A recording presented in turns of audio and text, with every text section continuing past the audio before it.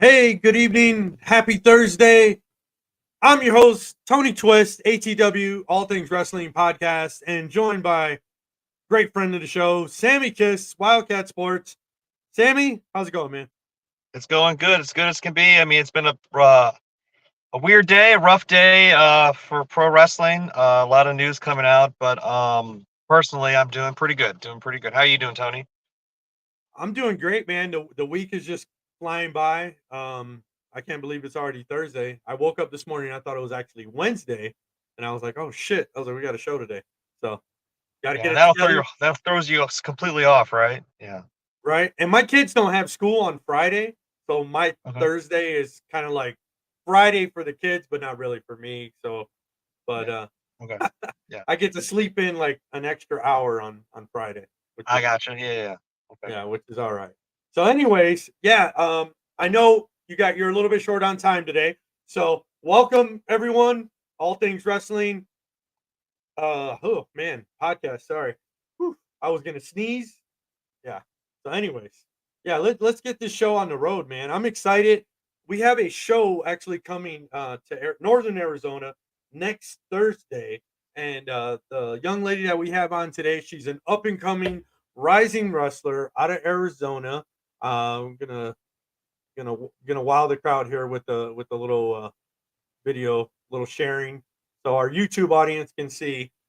We have on today Miss Brittnie Brooks out of Arizona. Uh, Young lady, bright star, big things coming. She's going to tell us all about her show next week in Prescott Valley, Arizona. So let's go ahead and welcome Miss Brittnie Brooks to the show. Let's bring her on in. Brittnie, how are you today? Good. How are you guys? Not too bad. Doing good. Doing good. Yeah. I Wow, see. It's been did a you? wild day. Wild Yeah. day. I was gonna say like we're both doing the wrestling thing. We're on the show in our car because you're always moving from one thing to another. That's the nature of the beast, right? Legit.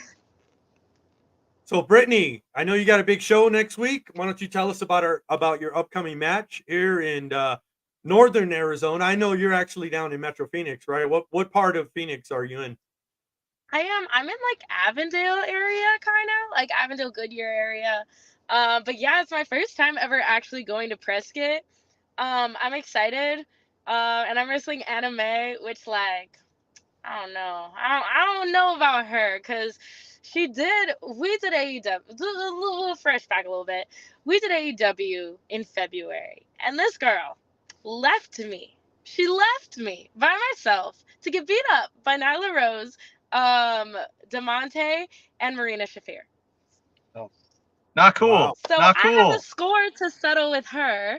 Okay. Yeah. Not yeah. I mean, like, girl, oh, what the heck? I mean, I can understand trying to make the most of your opportunity when you're on AEW television, but I mean, come on, that's not all right. That's not all right. Yeah, and poor me and Maserati, we were just over there getting beat up, and she ran away. So I have a score to settle with her, and also I'm intrigued to see what Prescott has to offer because I don't know. I've heard some things. I've heard some things. So you're saying you've never been up north, or you just never been to Prescott, Arizona? I've never been to Prescott. I think I've been to like Flagstaff and Payson before, but never Prescott. Well, it's beautiful, and I'm biased, but I would say it's probably the nicest part of Arizona. We have a legitimate Four Seasons. But anyways, I mean, this is not a tourist guide about Prescott, Arizona. I want to hear about Brittany Brooks. So Yeah, you should I want to I because I am I, the center of attention. So I know that you're pretty young. Tell us how you got your start. What inspired you? Were you a wrestling fan growing up? yeah, so I loved wrestling as a kid. Like I was absolutely obsessed with it. Like I had stuff all over my room, all the shirts. Every time they came to town, I had to go buy tickets. I was just obsessed with it ever since I was like 5 years old. And then one day, I just happened to stumble across Arizona Wrestling Federation, and I saw that they were running a show. So then I went to the show, and it's funny because a lot of the people on this Prescott show, like, are people I watched like when I first started training, like and like Charles Cassis, he's wrestling on that show, and I'm like so like, it's crazy to me. Like, I'm so shocked that, like, now I get to do this and I get to be on these shows and do all these things. Like, it's definitely crazy because I started training when I was 15 years old, I think. Oh wow. And then I just turned 19. So it's about 4 years, and I've been traveling recently amongst the United States and hopefully going out of the country soon. But I've been traveling amongst the states since like February-ish. And it's Okay. just been so much fun to travel and do all these things. Like, we're talking about like Prescott show, but like I have, I think, 2 or 3 other shows before then, which is like crazy to me. But I am very excited about this Prescott show. Well, kind of, I guess. It's in Prescott, so I don't know. I don't know how to feel about that one, because you did say it was Well, the best part of Arizona, but I don't know. Phoenix is pretty cool. I was to say well, the I mean, in Louisiana where I am with Wildcat, you have to be 18 to learn to wrestle. So you're 19, but you've already been wrestling for 4 or 5 years. Is that pretty common? Like, when you were training, were there a lot of other people your age, or were you like a kid with a bunch of like adults kind of like throwing you around, that kind of thing? Well, I started off in like a kids class, and the kids class didn't last very long. Like, there was another girl with me, and I miss her so much. Her name was Maya Martinez. She trained with me, and then we had a couple others, and like it wasn't very normal because then once that kids class kind of like broke apart, I was the only one to stick around. People kind of came and went. Like, there's one that came back now that trains with us. But yeah, just like I mostly was around adults and like around guys too. So like learning to wrestle around in a mostly like male atmosphere and stuff. Like it's crazy to me because I wrestled only guys for a really long time, and now like I'm traveling and like they're bringing like girls, and I always wrestle girls when I travel. So I'm like, that's crazy to me that there's like, I came from like a school of very like guys and older guys, and like I just learned to be one of the dudes. So Yeah, it's definitely an you kind of interesting get dynamic. your feet wet, mostly doing intergender wrestling, and now you find yourself in women's competition, which I'm sure is very different. Do you feel like Yes. does anyone, do you find, I know that you're just kind of getting started, like going pro, but is it weird to get that impression? Like, I'm sure that if you when you tell someone that you're 18, 19 years old, they might assume that like you just got started. But if you've been doing it for, training for a few years, you kind of have to kind of show like, hey, I know a lot more than I might seem like it is. Just because I'm young doesn't mean that I don't know what I'm doing. Yes, but I also don't really like, I don't really like to carry myself that way because I'm like the type of person who like loves to learn, and I love to like I honestly have like I don't know, sometimes I struggle with like, I guess, confidence in like wrestling, especially because like I am 19, so a lot of the times like whenever some like I want to listen to like what they have to say, and I don't ever want to be like, oh yeah, well, I've been doing this, like, because I feel like I have so much to learn and so much to grow and so much to like do. I would much rather have them kind of like, sometimes they expect me to be like, I guess, worse than what I am, but I don't know. Like, I honestly don't think like I don't want to carry myself as somebody who is like, oh, like I've been doing this for 4 years, like I got this, because I definitely don't.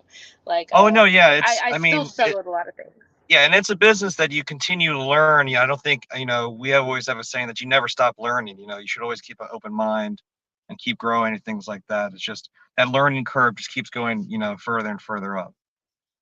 Most now definitely.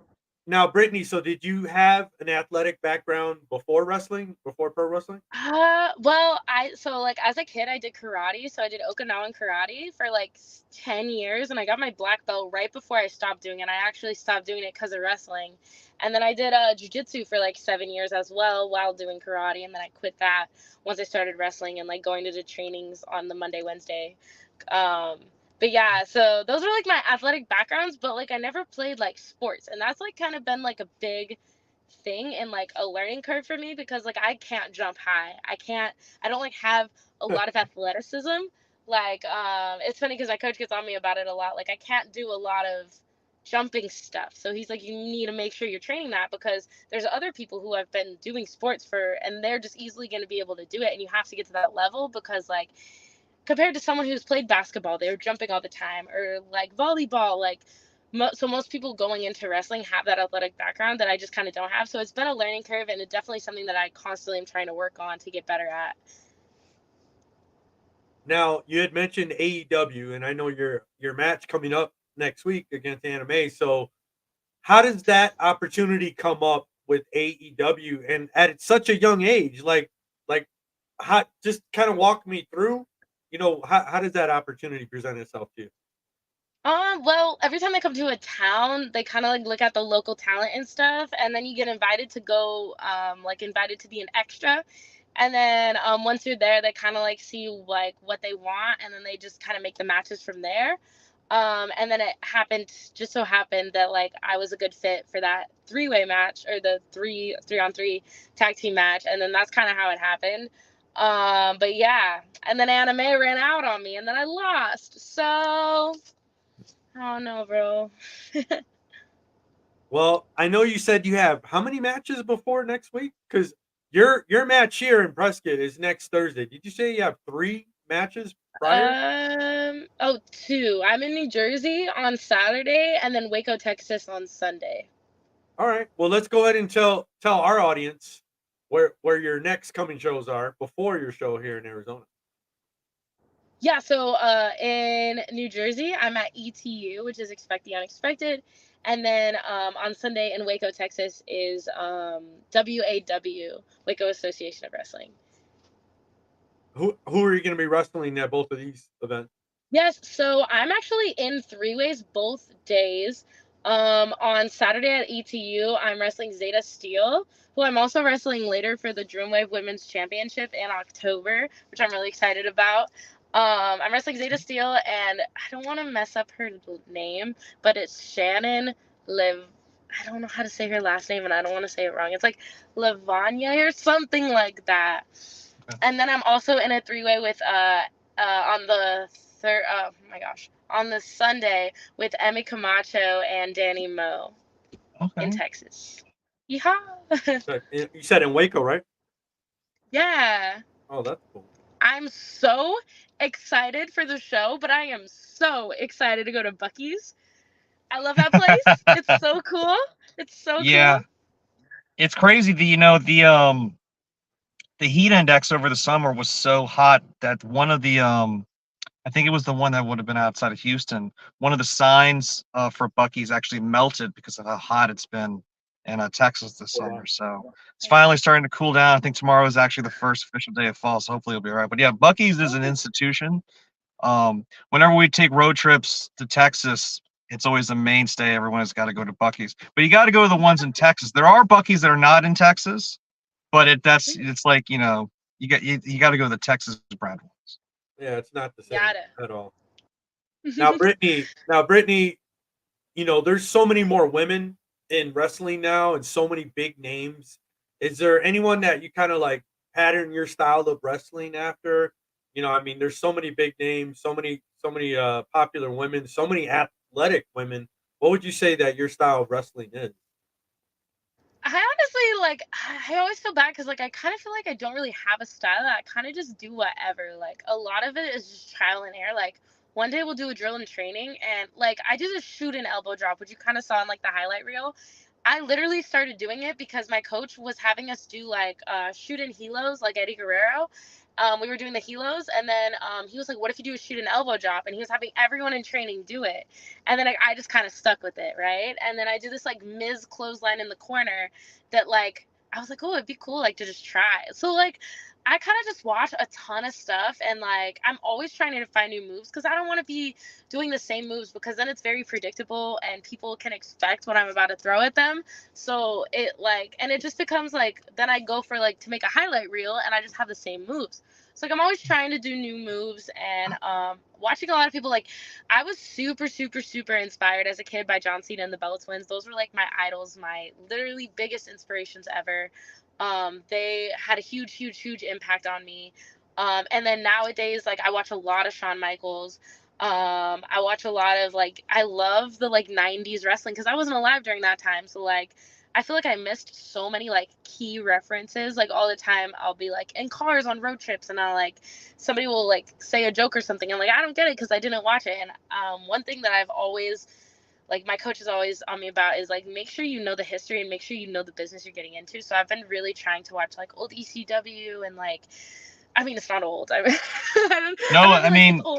It feels like it's not old, but it is, in the sense that wrestling, it moves so fast that things that are really not that long ago in terms of the business really are. And I mean, the 90s was not just a couple of years ago. Like people my age always look at, the early 2000s, stuff like that as like, that's recent wrestling, but it's not, ECW was going on 30 years ago. So it's good to always keep up with history. And the thing about when you watch older stuff is, to touch on Tony as like who you were inspired by. I know that very up until recently, it felt like most women in getting up in the business, when they talk about who kind of inspired them, unfortunately, the list of female performers is usually pretty short just because there hasn't been the prolificness of women's wrestling back in the day as it is now. There's so many more women wrestling now. But I was wondering, is it interesting? Do you find that because there's so many women wrestling in the business now that you still would want to take inspiration maybe from guys from before? Because as inspirational as the scene is now, you don't want to be doing what everybody else is doing. If anything, you want to kind of look, and a lot of times you look back at older tape, look at older wrestling to find inspiration, to see things that somebody else isn't doing now. You try to find something so that you kind of be your own person and not just doing what everybody else is doing in the moment. Yeah, and I find like a lot of struggles with that because like whenever I'm on a show, I do want to watch the show, and sometimes I'll see somebody throw a move, and I was like, oh, I was thinking about doing that move to my opponent later. So then it's kind of like I don't want to repeat all these things, and then people Yeah. like if people who watch like my tape, they know exactly what I'm gonna do, then it like takes away the unpredictabilityness, and it makes the audience see what they've seen multiple times. So it's just like I want to be different, and I think that's why like I'm not seeing anybody do the shoot and elbow drop, and I do this like I hook like a reverse DDT, and I like throw my arm over. I'm not seeing other people do that, so like I really, and I have a really hard time like trying to find moves because I want to do something that I just don't see. Like everybody always does suplexes and DDTs and body slams because it's basic, and like well I'm not like shaming anybody who does it because I think that that's incredible and you do what you do, but like I don't want to be caught doing the same moves. And like me personally, I don't want Oh, because then like the understood. predictabilityness falls. Yeah, for sure. For sure. Now you mentioned you want to do moves that like people don't generally see. There was a wrestler back in the day, and Sammy, I'm hoping you remember who he was. He was in WCW. Chris Canyon. He was the innovator of offense. He was always coming up with crazy just stuff you never seen, and he was a big guy. He wasn't like a little guy. He Oh, wasn't yeah. like high Well, it's flyer. weird. He was a Canyon big was one of those dude. guys that when he was in WCW, he was clearly not a cruiserweight. But because of how big the main eventers at that time, Kevin Nash, Scott Yeah, Hall, and guys like that, that I think people don't really appreciate how big of a guy Canyon really was because he kind of was in between those middle sizes. And a lot of guys at that time, I think, don't get appreciated. Like if he was wrestling now, rest in peace to Chris Canyon. He would be towering over everybody. But Canyon was a great guy. I know he was a close friend of my mentor, Luke Hawks. Like they were really close with each other. So, I'm always hearing great stories about Chris Canyon and how innovative he really was. Who better than Canyon, right? right. That was great. You'll have to check that out, Brittany. Go into if you got Peacock and you see all the WWE stuff. Go look at some of the WCW stuff back in the day with Chris Canyon for sure. Most That guy, definitely. I feel like I've heard the name, but I don't think I can't picture what he looks like. Yeah. yeah, tall He went guy, through he long, went through a bunch long of black different hair. gimmicks. He was Mortis. He had like the green mask and stuff like that, and he did a few different things. But he was one of those guys that I think wasn't appreciated in his own time. And that's the thing about how, especially in the 90s, there was so much going on. Everyone always talks up the Attitude Era and the Monday Night Wars, that there were so many names on top that I think people forget about a lot of the guys that were kind of underneath, that were all, if anybody that was there in the mix had to be offering something, otherwise they wouldn't have been able to be there, you know? Absolutely. I think his biggest thing in WCW is when they had the Jersey Triad. It was Bam Bam Bigelow, DDP, and Canyon. Yeah. They had that Yeah. Yeah. that faction for a little while. That was probably the biggest thing he did in WCW. And then he came over to WWE for like a little bit, and then he wasn't there very long. Yeah. I mean, So I can go Brittany, on. Yeah, he was part of the Alliance invasion, the WCW invasion angle. Right. You know, he had the Alliance MVP shirt. He was a double champion. You know, he did a lot. You know, it's crazy to think about how unfortunate. That's what's so great about Peacock, though, I guess, is that fans of this generation can go back and rewatch all of those things. So, you know, even the ones that have passed away, which tragically will continue to happen, but their work can live on, and people can rediscover and you know, be revitalized and learn and take what some of these greats have done and again implement it into a style. And you know, what's old is now new. Yeah, absolutely. And Sammy, one day we're gonna have to take a little time. You have to tell me one of these stories about Chris Canyon because I would love to hear that. Yeah, for sure, for Any, sure. but Brittnie, so your show next Thursday, it's a pretty stacked card. Last week we had Gino Rivera on. This week we have you on. Woo, Gino, And, that's a Puerto Rican pit bull, right? Yep. And then Yeah. next week I'll actually be at the arena, so I'll be looking for you. Dope. Oh my at the arena. God. So I'm gonna go ahead and tell everybody where to find the info for the show, and then you tell my audience where to find you. So next week, Yes. next Thursday, Prescott Pro Wrestling at 7:30 p.m. That's Arizona time. It's going to be at the Warehouse Event Center in Prescott Valley, and let's see, looks like it's a 21 and over event, and there's still limited tickets left. You could go to www.ppwthirstythursday.eventbrite.com.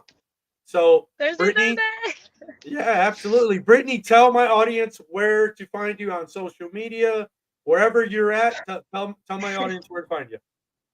I have all the social medias. So my main one is The Brittnie Brooks on Instagram, on Twitter or X, I'm Brittnie Brooks. On TikTok, The Brittnie Brooks, Facebook, Brittnie Brooks. I have a vlog channel on YouTube that you guys could check out. See me vlog my life. It's just Brittnie Brooks, I think, if you type that in. And then I have my merch on Pro Wrestling Tees. Right now I have one design there, but more will be coming soon. And my shirt is on futurelegend.com. Cool. Nice. Wow, Awesome. you got a lot of plugs there in about 30 seconds, so that was pretty good. Hey, that's what you got to do. What you got to Well- do. It's the biz. Well, Brittnie, good luck in your match next week. I'll see you in Prescott Valley next week, and you can see how awesome Prescott is while you're up here.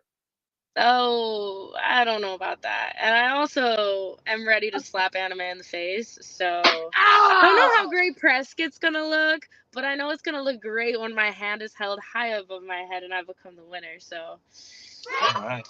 I might make it look more pretty over there. Because I am the center of attention, and you know, all the attention's gonna be drawn to me the moment I step into the building. So Well, Miss Brittnie, I look forward to seeing you next week. Good luck in your match, and thank you for joining us today on ATW All Things Wrestling Podcast. Have a good one. thank you so much for having me. You guys too. Thank you. Thank you, Brittnie. All Sweet right. girl, 19 years old, crazy. I mean, hopefully, Right. she keeps things safe, and you know, it feels like I don't hear enough about this younger generation talking about how they're not worried about adapting a style as much as they're just trying to do what fits their character, fits the story, and hopefully that means that she can have a long career where she won't, you know, have any serious injuries. Though, I mean, injuries will happen, but just trying to think smart as opposed to, you know, taking too many risks. If that makes sense. Absolutely. And speaking of injuries, there's so much shit to get into. We don't have enough time. I can't talk as fast as Brittnie, but let's see if we can get as much news in as possible. So, did you catch Grand Slam or highlights of Grand Slam? I don't think if you're, you know, if your ears to the ground about with pro wrestling, I don't think anybody was able to miss that Moxley Phoenix conclusion. So yes, I saw that. I saw all of Grand Slam.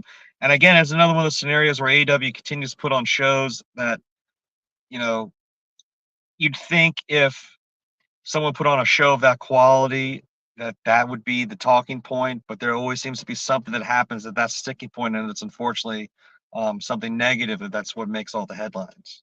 Now, I want to show the clip.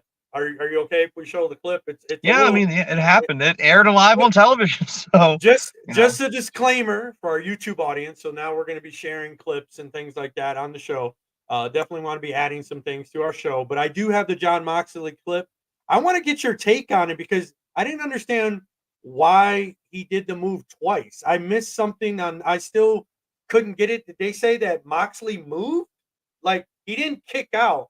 Why did they do it over? Do Well, I mean, do you want to play the clip and talk about it after, or? Yeah. Let's play this clip because I watched this a bunch of. It's brutal, but let's get it on here.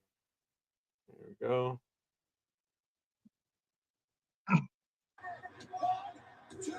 I'm gonna see it from the beginning. There we go.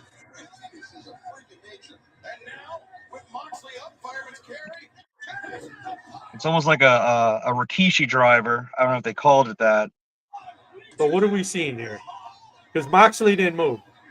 Yeah. So what I think, and then he drops him. I mean, I just assume it's well when they replayed this and they showed Phoenix going over. God, man.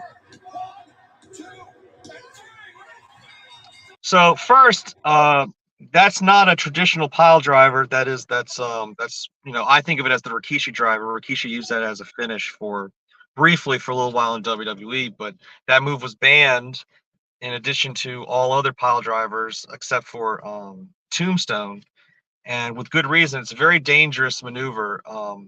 At least with that maneuver, it's like the Tombstone in the sense that you can grab your opponent towards you. Most of the time when people are using the pile driver, your opponent is reversed out, and it's harder to control their body in the sense to protect them.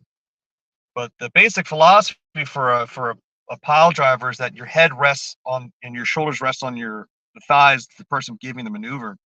That your head will be, you can measure where the head will be, so when it hits the mat, it won't do anything injured. But if anybody's seen what happened to Stone Cold Steve Austin, I think it's the most famous one, and that again was a Tombstone style maneuver,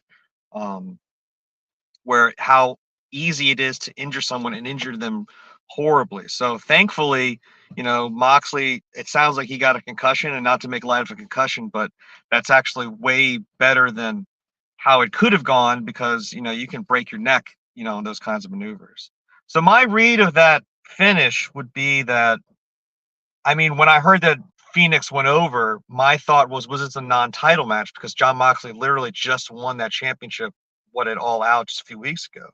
So my guess is, and I've read a few reports, that the finish was supposed to be Moxley retained. And I don't know if Mike Knox knew the finish or if he just is smart enough to assume that Moxley is the one who would be going over. I don't know if AEW goes over their finishes with the referees. I would assume that they do, but I don't know that he might have thought this isn't supposed to be what happens. So even though clearly Moxley didn't kick out, he held his hand because he was supposed to kick out. And personally, we train our referees to never officiate in that capacity. It's the wrestler's job to kick out. If the wrestler does not kick out, that's what happens. You referee like it's a shoot. You call it right down the middle. You count 1, 2, 3, and if they don't get their shoulder up, that's on them. That's not the referee's fault. That's their fault. And this is a different scenario because I imagine that Moxley was either knocked loopy, so he didn't know what was going on, or what the impression I got is that he called an audible because he was hurt to change the finish, which seems pretty crazy in the sense that it happened right after the maneuver. The only one I could think of deliberately where a title was involved was the one where it was, God, this was, how long ago was that? The one where Triple H tore his quad the second time. That was Triple H and Shawn versus Randy Orton and Shawn Michaels. And the impression, Shawn Michaels and Triple H versus Randy Orton and Edge. Sorry, Rated RKO versus DX. Yep. And the story I've always heard is that DX was supposed to win the championship, but then in the middle of the match, Triple H tears his quad. This is the second time he tore his quad. And if he's really torn his quad, he's going to be out of action. He's not going to WrestleMania. He's not doing any of those things. So they had to come up with an audible on the fly to figure out what they're going to do. And when you watch on the network now, they edit out a lot of the stuff. There's a part where Randy Orton runs in with a chair, and then they like wave it off, and then he gets back out. And it doesn't make any sense, and it's because they're thinking on their feet, trying to figure out what are we going to do to change how this match is supposed to end because things just got fucked up. This didn't happen here. Like this was he did a move, it went for the cover. I assume that Moxley was supposed to kick out. Now, I mean, that's a crazy move for anybody to be kicking out of in general anyway. So it's it's interesting to think about what would have happened, what was supposed to happen. My guess would be that Phoenix was supposed to hit that move. John kicks out, he goes for the paradigm shift or whatever, and then 1, 2, 3. Because I know it was near the end of the show anyway, or at the end of their time frame anyway. End of the segment. But if he was injured on that move, why would you pick him up and do the same move again? Like if the reason was he didn't get his shoulder up because he was calling it to be canceled, why would you do the same move again that just hurt him? Like that doesn't make sense. It doesn't mean that's not what happened, but it's why it's confusing to me. It's like, well, if maybe he got knocked loopy, and then when you put him down again, and I don't know what to tell you. It's a very weird, weird ending, a weird show, for that to happen on. But I mean, Phoenix is the new international champion. Moxley, I think they reports that he had a concussion, right?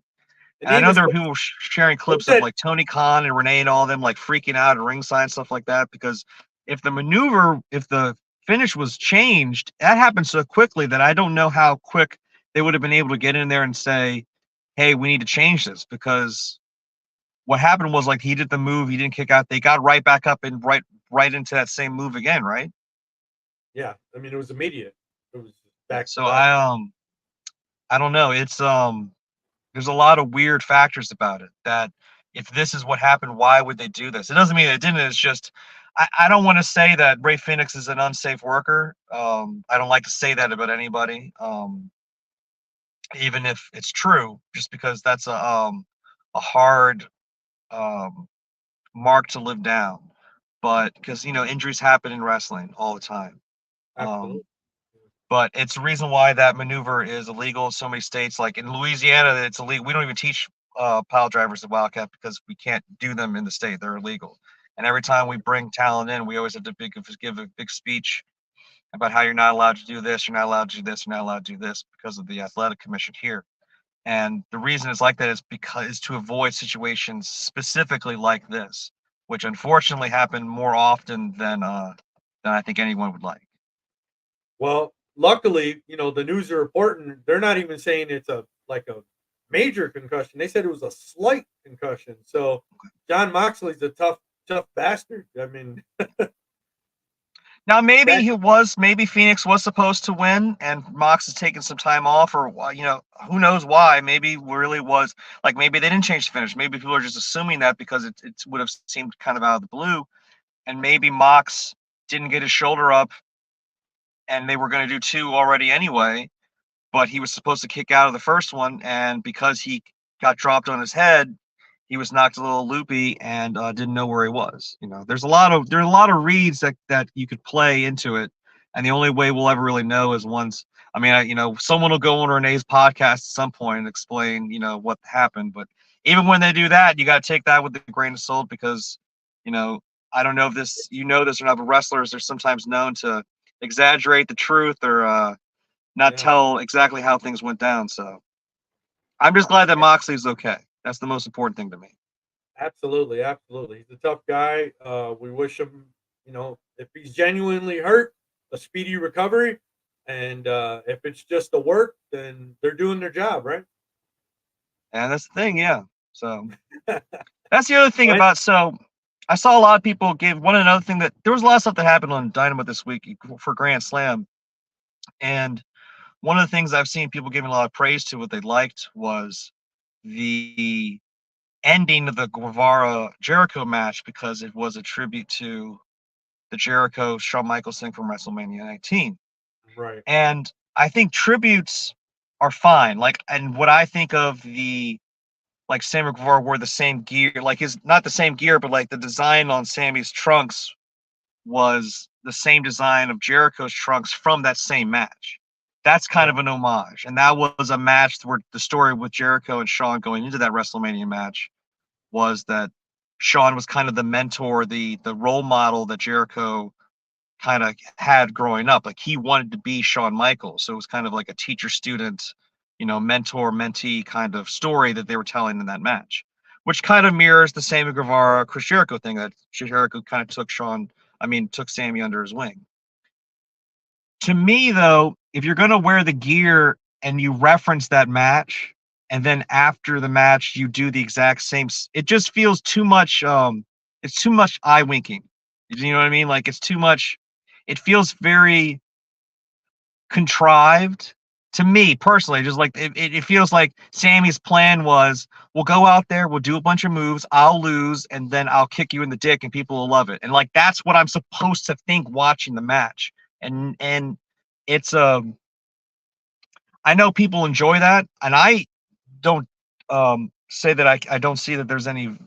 It's not devoid of merit or anything, but to me, I still like to watch wrestling where I want to know who's going to win and who's going to lose, and it's not about the spectacle. And I think there's a little bit too much of nudging into the crowd now that everyone's in on the fact that wrestling is a work, and so they don't try to pull people in that it's a real fight anymore.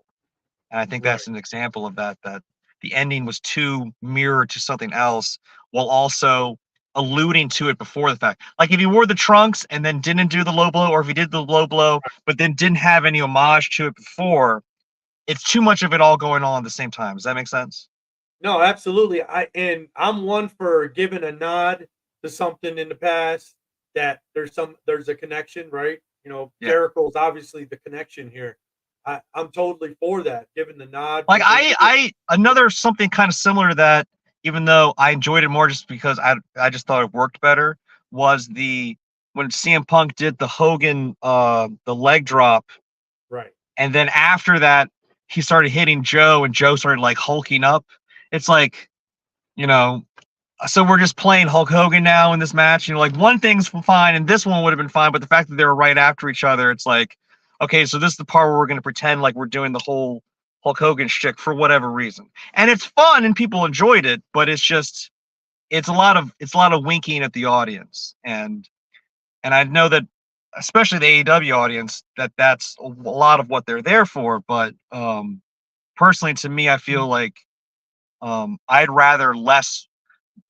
Too much of a good thing. Like wink, but then give me a break. Don't wink and then keep winking, if that makes sense. I don't want to feel like I'm in on everything. You know what I mean? Yeah, like, exactly. Yeah, I don't like that. I totally get what you're saying, and I'm just gonna be honest. And if you've been a fan of our show, listened from the beginning, I did like AEW in the beginning, but to be honest, over the last year, I kind of soured on the product. I check in it, and then a big thing is the audience, the crowd, and the stuff that Tony Khan does. I'm just not a fan of the product overall. There's a lot of great talent over there, and there's a lot of great matches to be had, but then there's a lot that is lacking for me personally. Well, I mean, I would never condemn anyone for their taste in anything. So just because something's not my taste or what I philosophically find to be what's great about this business does not mean that I don't get why people are into a different way of looking at things. But it's I think my personal thing on AEW is that they, by their own admission, are a company for the boys, by the boys. And in that sense, it feels it's not structured, and not in a, like, the inmates are running the asylum, even though it does sometimes feel that way, but in everyone does what they want to do. And everyone has a lot of freedom. That's what it's like. Everyone has kind of freedom what to do. And because of that, there's no kind of focus of a story. Like every match has its own story, but to me, wrestling is also about the overall story of the whole thing all at once as well. And sometimes when there's so many clashes and styles and and those kinds of things, it can feel like there's no focus of an overall narrative for the whole product. Whereas Yeah, you WWE hit it right on has the a head. very much like every WWE match is like everyone's like it's very WWE, and where they're here, there's this, and there's a high. Everyone knows the bottom and the top, and all those things. You know, there are people that are the stars of WWE, and there's the people that are on the bottom rung, and for better or for worse. But there's a structure of the narrative, whether you like, and that's I know is the reason why a lot of people like AEW over WWE, because they don't like that structure. That structure can feel very predictable. Not even necessarily old, but just if you watch it enough, you kind of know what's going to happen next, and that can become very you can be disengaged with that kind of system. But I think that's just in the nature of any product that you're invested in for so long. You know, we talk about franchises, Marvel and Star Wars, things like that. You got to freshen things up, but then you got to keep it familiar at the same time. And it's the longer things go, the trickier it is to pull that off. Absolutely. Now, Sammy, I know you're short on time today, but I did want to touch on something, not necessarily a happy subject, but man, there was a lot of news today, and Yeah. it looks like there was a ton of WWE releases, talent release. Well, it's Man, unfortunate because I mean I'm on the air with you right now. For all I know, there's been even more since we started talking. But I know, the biggest name that I saw people talking about was Dolph Ziggler, guys like Elias, Dana Brooke. The worst one though was they just announced the Australian pay-per-view next year, and Emma tweeted about it saying like this is a dream come true, and then like yep, minutes an hour, after yeah. that had to go and say, "Oh, never Okay, mind, just got released." And yep, I've seen people talking about that these are all people that were not getting booked. They were right, at their ceiling, and they're at the bottom rung, so it's not it's not going to hurt the company that they're losing. And that I unfortunately that is true. I don't know, these aren't any of the top stars, these aren't any main eventers, these aren't even mid-card guys. These are guys that have barely been on television, if at all, for the last year. If you were going to cut people, I don't think anyone is surprised that these are who they would cut as opposed to other people on the roster, unfortunately. And it's not a knock against the talent, it's just if you're right, watching TV and the people they're cutting are all the people you don't see on TV anymore, it's different than if they suddenly started cutting people that are actively appearing on SmackDown and Raw regularly. right. That being said, I got in a bit of a not heated discussion. I guess there's a bit of heat in any time you get into a discussion with someone online, where someone's saying that people need to calm down about being upset about these releases because it's just a business. Right. And while I do understand that, my thought was, well, they just announced a $1.4 billion deal. And then after they announced that they're going to be making over $1 billion, they're cutting people. Right. I don't think that's the most compassionate look. And Mhm. the response to that was, well, that's true. And it doesn't look great, but it's a business. What are you going to do? Right. And to me, if you're TKO, right? And you've got WWE merging with UFC, and you've got these guys that are, we have someone who's in charge of marketing, but now we've got two people that are in charge of marketing. We don't need two people to be in charge of marketing, right? They let some of those people go. That was a really rough day last week. That was last Friday where they cut a lot of the behind the scenes people. Right. And that sucks too. But whenever there's a merger, that's part of the reason why, because there's a lot of redundancy. But those redundant people are not working under contract. They're working for hire in the sense that we hired you for a job, and if they want, they could work there for the next 40 years, right? The talent that WWE has hired are contracted workers, which means that they sat down with them and said, okay, you work for us for 3 years or 5 years or whatever it is, and wherever we tell you to go, you perform, and we'll pay you this amount of money. Which means that there was a finite amount of time that they were going to be working for this company, right? None of them had to necessarily be re-signed after their current deal is up, right? And I Right. think it's fair that if you agree to work together for a certain amount of time and that time's up, you can go, hey, we're not going to pursue working with you any further. And even though that would also suck too, because it's never great for someone to lose their job, they're not losing their job. It's just the job they had was for a certain time and now it's over. Mm-hmm. I don't understand why you can't let contracts run out. Like none of these people were doing anything wrong. None of these people were, I would say, not pulling the weight. You could say like these aren't any of the top stars, and maybe they are being paid like top stars, or maybe they should be this or that. I don't know anyone that thinks that Dana Brooke is doing anything better or worse or any different now than she was, years ago. Same with Right. Dolph Ziggler, same with Elias. So to cut them for whatever reason you want to say, they haven't done anything different. They haven't done anything wrong, and I don't think it's. I just don't think it's a nice thing to do. I think Right. it's a cop out to cut people when you're making money. It'd be different. I would say I think it's messed up to cut people so that you can make money when you're already a pretty wealthy high end company anyway. But when you're making money hand over fist, there's no reason that you have to start cutting people like that. Is my opinion. I understand their business. I understand that's how everybody does it. Yep. Just because it's how everybody does it doesn't mean that's what everybody should be doing. Right. No, I totally agree, man. It's a dog world out there, and Yeah.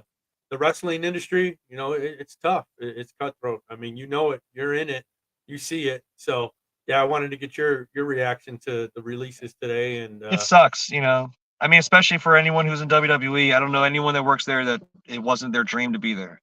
Right. At least guys like Shelton Benjamin and Dolph had been there for so long that they can look back on their career and that, be pretty proud that they were able to do so much. It's the younger guys like the NXT guys and, guys like Mansoor and Mace, people that didn't really not get chances, but like never really got their feet wet in the deep end of the pool. That makes sense. Right. Yeah, no, that makes sense. And a guy like Dolph Ziggler, I mean, he's done it all in WWE, and maybe it's time he can go somewhere else and recharge and do something a little fresh, a little new. I mean, Matt Cardona said it best. He said this could be the end of everything, or it could be the beginning of everything. And I mean, if anybody knows, it's like him. He said you gotta have to work your ass off, but this is not have to be the end. It can just be a new beginning for everybody. And I mean, talk about a time to be a wrestler right now. The visibility is there. The products are getting hotter. Wrestling is becoming a more in thing because of AEW, because of the competition with WWE. So hopefully there's some positive light for some of these guys in the future. Absolutely. Sammy, I know you got to run. Tell everybody what you got going on this week.